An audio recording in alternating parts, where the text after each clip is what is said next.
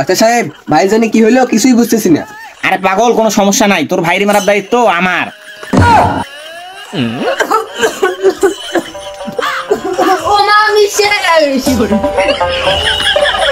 ওরে আল্লাহ রে, আমার ছেলে সে বা মামুন, তাড়াতাড়ি আছো বা মামুন। আরে ভাই কি হইলো? ভাই কথা কয় না কেন? আরে মা ভাই কথা কয় না কেন? কি হয়েছে? আরে ধরো ধরো দাদা, তাড়াতাড়ি ধরো, বারান্দা নিয়ে যেতে হবে।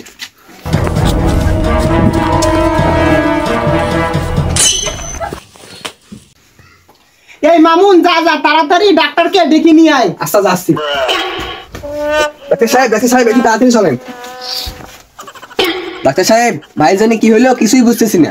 আরে পাগল, কোনো সমস্যা নাই, তোর ভাইরে মারার দায়িত্ব আমার। আরে বোকা ছেলে বুঝে না, রোগ মারার দায়িত্ব আমার। ও আরে আসো, তাড়াতাড়ি আসো। চলেন। এই নানি, আপনি একটু ওদিকে যান। আরে কে নানি? আরে আপনি তো আমার নানির বয়সী। আমার মাত্র 2টা পোলা, আমাকে কি দেখে নানি মনে হয়? এখনো আমার 100 ভোল্টের পাওয়ার আছে। আরে মা তুমি কারে কি কও? এই তুই চুপ থাক। আচ্ছা ঠিক আছে নানি। আরে না মানে আপা, আপনি একটু সাইড হন, আমি আপনার ছেলেকে দেখতেছি। আপা, আপনার ছেলের চোখে মনে হয় বিড়ালে পাত দিছে।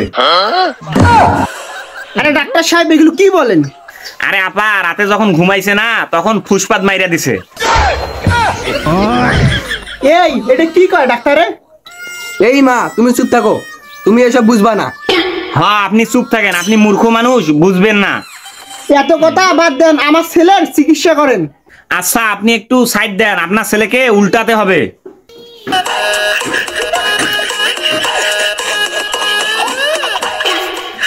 দাও ব্যাগটা আমার দাও।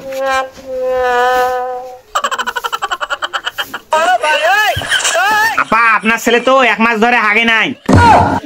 এ ডাক্তার সাহেব আপনি কোথায় পরীক্ষা করেন? আরে আপা, পাছায় তো পরীক্ষা করতে হবে, মাথা ঘুরে পড়ে গেছে না। আরে ডাক্তার সাহেব মাথা ঘুরে পড়ে গেছে, তা মাথা দেখবেন, তা পাছা দেখেন কেন? আরে আপা, হাঁটতে গেলে মাথায় চাপ পড়ে, এজন্য মাথা ঘুরে পড়ে যায়, তাই পাছাটা একটু চেক দিতেছি, আপনি বুঝবেন না। ডাক্তার সাহেব মায়ে কি বলে বলুক, আপনি চিকিৎসা করেন। আপা দেখছেন, আপনার ছেলে শিক্ষিত, খুব ভালো বুঝে। আপা আর একটা কথা, আমি এতক্ষণ যা বুঝলাম, আপনার ছেলের পেটে মনে হয় বাচ্চা আছে। এই ডাক্তার এইসব কি কর? ছেলে মানুষের পেটে কি বাচ্চা হয়? আপনার মাথা কি নষ্ট হয়ে গেছে নাকি? আরে আপা, এই জন্য তো আমি মূর্খ মানুষের সাথে কথা বলি না। আপনার ছেলেকে কুকুর কামড় দিছে, কুকুরের বাচ্চা আপনার ছেলের পেটে এখন। হ্যাঁ কি কোন ডাক্তার এইগুলো? ও মা ডাক্তার সাহেব ঠিকই কইছে, কালকে আমি ভাইরে কুকুরের লগে বসে থাকতে দেখছি। দেখছেন আপা, কাজীপাড়ার মধ্যে 1 নম্বর ডাক্তার আমি এমনি এমনি হই নাই। এটা তো বুঝলাম, এখন উপায় কি? আমার ছেলে কি আর বাঁচবে না? আরে আপা, এত উত্তেজিত হইয়েন না, এই কাজীপাড়ার মধ্যে 1 নম্বর ডাক্তার আমি এমনি এমনি হই নাই। আপনার ছেলেকে ঠিক করার দায়িত্ব আমার, নো টেনশন নো ফুর্তি। এখন একটা কাজ করেন, আপনার ছেলেকে একটু ধরেন, এখন পেটের মধ্যে জাতা মারতে হবে, জাতা মারলে পেটের বাচ্চাটা মরে যাবে, মরে যায় পায়খানা রাস্তা দিয়ে বের হয়ে আসবে। এই ছেলে একটু ধরো।